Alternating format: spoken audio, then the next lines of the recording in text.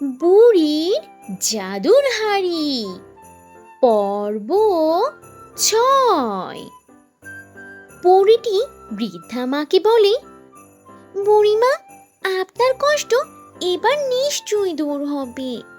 আমি হলাম জাদুর পরী। আমি সারা পৃথিবীতে ঘুরে ঘুরে সকল অসহায়, দরিদ্র আর দুঃখী মানুষের কষ্ট দূর করে উপকার করে থাকি। আর আমি এখন আপনাকে একটা উপহার দিতে চাই। এই বলে পরী সেখানে ম্যাজিক শুরু করে, আর ম্যাজিক করে সে একটা হাঁড়ি নিয়ে আসে। এরপর পরী বৃদ্ধাকে বলে, বুড়িমা, এই দেখুন, এটা কিন্তু কোনো সাধারণ হাঁড়ি না, এটা হলো জাদুর হাঁড়ি। আর এখন থেকে আপনার যা কিছু খেতে ইচ্ছে করবে, আপনি শুধু এই হাঁড়িকে সামনে রেখে আপনার মুখে সেটা বলবেন, আর দেখবেন সেই খাবার এই হাঁড়িতেই রেডি হয়ে যাবে। আর আপনি তখন মজা করে তৃপ্তি ভরে আপনার মজার পছন্দের খাবারটা খেতে পারবেন। বুড়ির মুখে এইসব কথা শুনে তখন বৃদ্ধা তো হা হয়ে যায়, আর সে তখন বলে, আরে মা, তুমি এসব কি বলছো? এটা কি আদেও সম্ভব?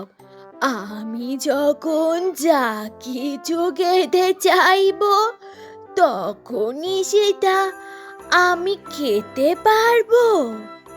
বাজার সদাই কিচ্ছু করা লাগবে না, আর আমার কোনো কাজও করা লাগবে না?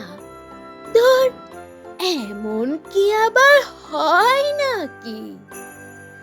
বৃদ্ধা মহিলার এসব কথা শুনে পরী আবারও বলে, না গো বুড়িমা, সত্যি বলছি, আপনাকে কোনো কিছুই করতে হবে না। আপনার যা কিছু খেতে মন চাইবে শুধু মুখেই বলবেন, দেখবেন সাথে সাথে আপনি সেই খাবারটি এই হাঁড়ির মধ্যে পাবেন। এই নেন বুড়িমা, এই হলো আপনার জন্য জাদুর হাঁড়ি। আর এই জাদুর হাঁড়িটা নিয়ে আপনি এখন বাসায় চলে যান। আর হ্যাঁ, বাসায় গিয়ে না হয় একবার ট্রাই করে দেখবেন যে আমার কথা বিশ্বাসযোগ্য কিনা, তাহলেই আপনি আমার কথার আস্থা খুঁজে পাবেন। তবে কি বৃদ্ধা মায়ের এবার কষ্ট লাঘব হবে? সে কি তার সুবিধা মতো সব সময় খিদা নিবারণ করতে পারবে? আর যদি খিদার মুহূর্তে মজার মজার খাবার পাওয়া যায়, তাহলে তো কথাই নেই। আচ্ছা বন্ধুরা, তোমরাও যদি এমন জাদুর কোনো হাঁড়ি খুঁজে পেতে, তোমরা কি করতে? আর সবার আগে কোন খাবারটির নাম বলতে, সেটা কিন্তু অবশ্যই কমেন্ট করে জানিও আমাকে। তো বন্ধুরা, এই ছিল আজকের গল্প। গল্পটি থেকে কি শিক্ষা পেলে তা অবশ্যই কমেন্ট করে জানাবে, আর ভালো লেগে থাকলে একটা লাইক করে দেবে।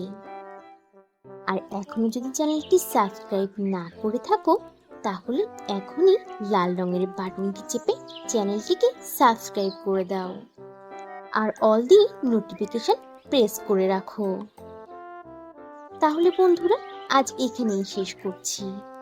আবার দেখা হবে নতুন কোনো ভিডিওতে, নতুন কোনো গল্প নিয়ে। সে পর্যন্ত তোমরা সবাই ভালো থাকবে আর নিজেদের প্রতি খেয়াল রাখবে। আল্লাহ হাফিজ।